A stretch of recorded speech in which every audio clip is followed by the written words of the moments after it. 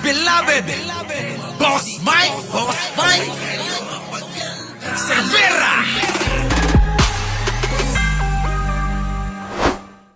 O itong Alan na Peter Cayetano daw, makukulong na. Banat ba'y pasok? Ipakukulong na po nila si Cayetano. Sinampahan na ho ng kaso sa ombudsman nito ni Lacson. Ayun, yung aso ni Cayetano, ito ha. Ito, aso ni Cayetano ito eh. Di ba no? May rendition na. Boss Mike, pag dinalaw ka ni Mima, sarili mo yung Hoy, kahit naman ako dalawin nun eh.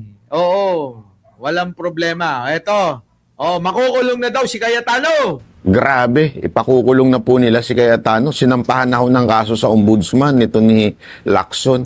Kakaiba talaga itong administrasyon na to, no? Teka muna, bakit napunta na sa administrasyon?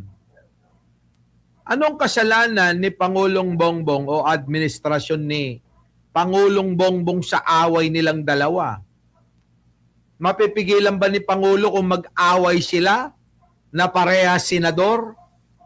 Di ba, mga kababayan ko, yung awayan nilang dalawa ay kung saan-saan na napunta eh. Naging personalan, hanggang sa nagbungkalan, nagkalkalan ng mga ebidensya kung ano yung mga tinatago nila. Ngayon walang nabungkal si si Alan Peter Cayetano labang kay Ping Lacson. Pero si Ping Lacson, maraming nabungkal. Saan? Di kay Alan Peter Cayetano na may mga ghost project daw o merong ebidensya, merong witness. Di ba? Ito naman kasi, siyempre mga aso ito eh. Siyempre aaw ito. Alam mo, naaalala ko lang. Di ba bago makulong si Marcoleta, nag-away din sila ni Lacson? Oo nga. Ngayon naman na nag-aaway si Cayetano at si Lacson, si Cayetano naman ay pakukulong. Ayun ang problema nyo. Tanga yata yung dalawa na yun eh. Diba? O nag-away pala. So, ibig mo sabihin, magaling si Ping Lacson, ganon. Bobo si Marcoleta dahil nakulong, ganon. At magiging bobo na rin si Alan Peter Cayetano dahil mukhang makukulong. Ganon ba yon? Banat bay? Ewan ko. Alam nyo sa totoo lang, gigil na gigil ngayon ito. Gigil na gigil ngayon ito sa atin. Bakit? Kasi real talk natin to eh. Yung sinasabi natin na, Banat Bay, bakit ka naman kumukuha ng membro mo na ngongo? Tapos bakit ka kumukuha ng membro mo na maniniyot ng 13 anyos? Abay, naapektado. Sabi ni Banat Bay, kahit anong gawin ninyong mga BBM vlogger, magtulong-tulong pa kayo para kami ay banatan. Hindi kayo mananalo. Bakit? Nakikipagkompetensya ba kami sa iyo? Hindi naman eh. Kami nagsasabi lang ng totoo. Kinukonsinti mo. Gawain mo rin ba yan? Di ba? May magkaroon ka ng member dyan sa grupo nyo na maniniyot ng 13 anyos. Hindi ko maintindihan eh. Paulit-ulit, Dictus Rex, Alicia Duran. Hindi ko kasi maintindihan, Banat Bay. Kung paano mo nasisikmura na konsentehin yung ganong gawain. Nagtatanong lang kami, gagalit ka na. Kesyo, pagtulong-tulong, pinagtutulungan namin kayo. Bantay ka dyan, baka mamaya. Kapag kami talagay kumilos, magulantang ka. Di ba? Wala kaming planong makipag-bardagulan sa inyo. Ang sa amin lang ay opinyon na totoo. At nagtatanong kami sa mga bagay na hindi namin naiintindihan. At pinaniniwalaan ng mga naniniwala sa inyong mga uto-uto. Diba? Simple.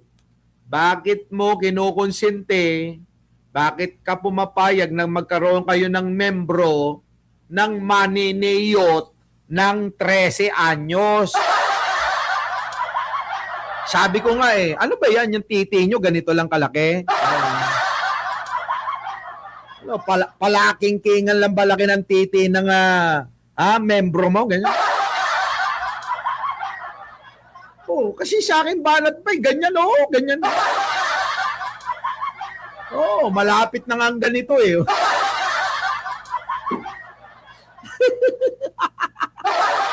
Oh. Oh, walang-wala eh. Biruin ninyo. Sabi nga ni Chris Ulo kagabi, tanggalin natin yung pagiging magiging loyalista, pinklawan at DDS.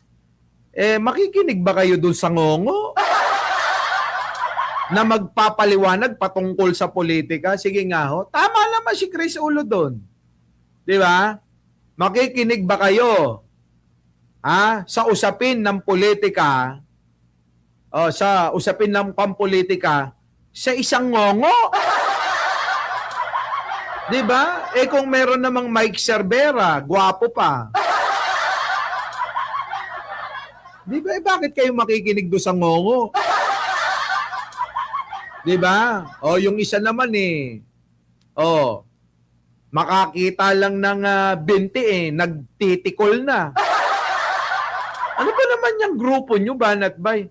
May nagpatunay niya na si Arlene, di ba?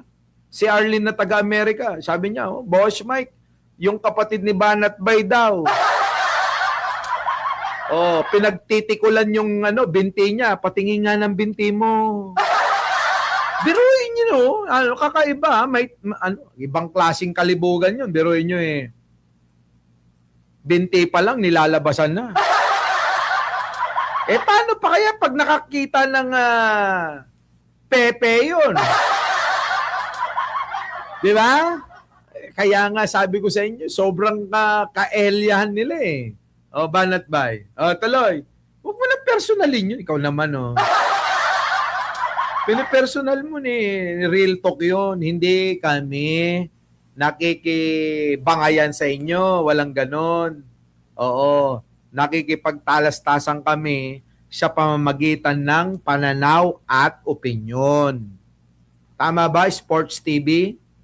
Di ba si Reza Force, Tommy? Talas-tasan tayo ng ating pananaw at opinyon. Hindi tayo nakikipag-away, hindi tayo nakikipagbardagulan. Naman, Banat Bay naapektuhan ka doon sa sinasabi namin. Real talk yun Katotohanan yun Tama, mali? Ikaw, Alicia Duran, Ai Chang. Mary Jane De Vera. Hindi ba totoo yun? Teresita Tana, hindi natin maiintindihan kung bakit merong ganon na tama ba yung tumira ka ng 13 anyos na hindi pa nireregla? Nasa naman yung pandidiri mo't konsensya?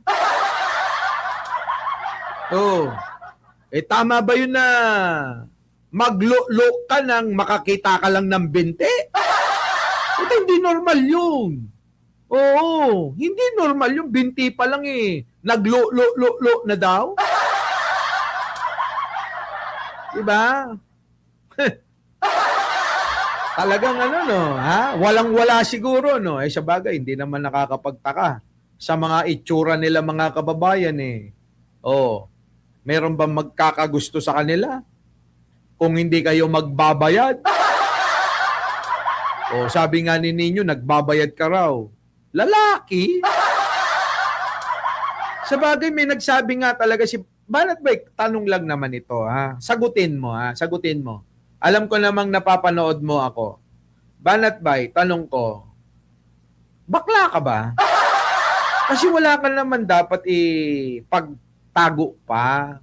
Walang problema kahit aminin mo Wala na, tanggap naman ng lipunan yan. Ewan ko lang kay Akata.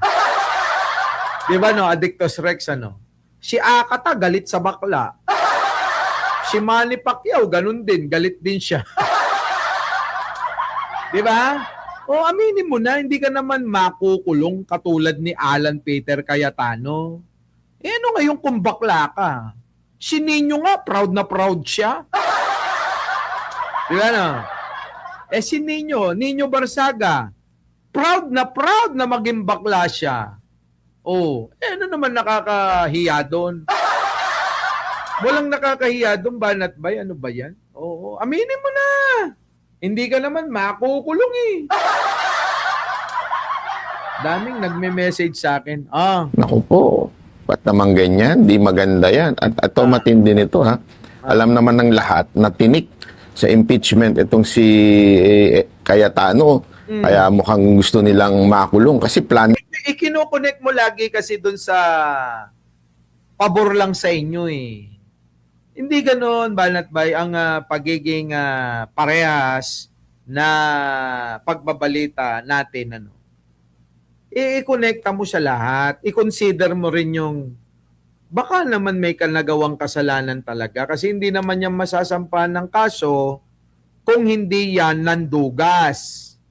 Kung hindi yan project ng guni-guni o ghost project. Ganon din naman si Marcoleta. Kung wala namang ginawang masama yan, at wag nyo nang gagamitin yung pera na keso sa pribado galing at hindi naman yan sa gobyerno, ang pinag-uusapan batas nalabag, ganon. Doon na lang tayo. Wag lang yung dahil mababawasan kayo kaya ginagawa yun. Walang pakialam si Pangulo dyan, kaya ma-impeach hindi. Sino? Si Sara Duterte. Bakit kanyo? Sa ayaw at gusto nila, matatapos na si Pangulo Tama, mali. Para saan pa? Ano naman kung hindi ma-impeach? Ano naman kung ma-impeach? Para saan yung kay Pangulong Bongbong? Ang Pangulong Bongbong matatapos na. After nun, magpapahinga na siya. Di ba? Si Sandro na lang. Di ba? Malamang na after 2028, si Sandro naman ang tatakbo ngayon. Wala na si Manong Bongbong. Magpapahinga na yun. Nagawa niya na yung kanyang parte. Di ba? Nagawa niya na yung kanyang trabaho. Itutuloy na lang yun. Ako'y naniniwala naman na hindi naman mananalo si Sara para magtuloy dahil hindi niya itutuloy yan. Napakasimple, wala namang pagmamalasakit talaga sa bayan si Sara dahil yung mga mahalagang issue dito sa ating bayan, hindi nga niya alam. Paksili ka, paksiw siya. Paksiw. Kulang na lang kumanta mga kababayan ng pang-caroling sa Pasko, Delia sa Coco, ngayon ka lang uli. Tagal mong nawala. Po yung ikinaso sa kanya Pambihirang buhay, Kasi nga meron namang probable cause. Ito naman si Banat ba yun? Ang problema kasi ginagawa niyong tanga yung mga nakikinig sa inyo kasi nga, kaya naging ganon. Kasi nga, may probable cause. Kasi nakakitaan ng alin? Ng probable cause. Kaya ayun, naging plunder. Di ba? Ganon. Kawawa naman talaga ang mga lumalaban dito sa gobyerno na to dahil talagang sila ay pinakukulong. Kawawa naman kahit walang kaso, iniimbentuhan. Bakit? Kita mo, walang kaso iniimbentuhan? Tingnan nyo, niloloko niya yung tao. Kahit walang kaso, iniimbentuhan daw. Paano magiging imbento yung ghost project? Paano magiging imbento, Banat Bay? Yung pag-amin mismo ni Marcoleta, imbento ba yun? Galing mismo sa bunganga ni Mike Defensor at saka ni Marcoleta na si Marcoleta ay tumanggap ng pera. At eto namang grupo ni Mike Defensor ay nagbigay ng pera. Paano naging invento? Talaga, paano naging invento yun? Ganyan kasi nila niloloko Buti pa tayo dito, mga kababayan, nasa Hawaii daw si Delia sa Coco. Mapapasana all ka na lang, Risa Morales, Di ba, Ben Reclamador? Di ba? Cheryl Nabio. Paano naging invento yon? Ikaw talaga. Sinabing wala. Kasi mismong si Secretary Dizon ng DPWH, napakinggan ko sa isang interview. Siya mismo nagsabi, walang flood control dyan sa Taguig. Tas gayon meron na. Ang lupit nyo. Eto na naman Pakita mo kasi kung wala talaga sinabi niya. Iba kasi yung sinasabi ni Vince Dizon sa mga sinasabi nyo. Huwag kayong mag-imbento ng mga salita at gagamit kayo ng tao para i-justify yung kasinungalingan ninyo. Kailangan may patunay. Di ba? Oh. Wala, umiiyak na nga. Mga tabs, naku po, para ho sa mas madetalyeng pag-uusap at tungkol dito sa issue na to, punta po kayo sa aking YouTube channel, Banat Bay. At Ngayon, wag na kayong pumunta dito na lang. Ako ang daan, ang katotohanan, ang hindi manonood at maniniwala sa akin, maliligaw. Kapag sa kanya kayo pumunta, puro kasinungalingan. Puro fake news. Naku po, paano kayo matututo? Di ba ang gusto nyo yung matuto ng tamang balita, tamang impormasyon? Nako, sabay promote Our beloved Boss Mike Cervera.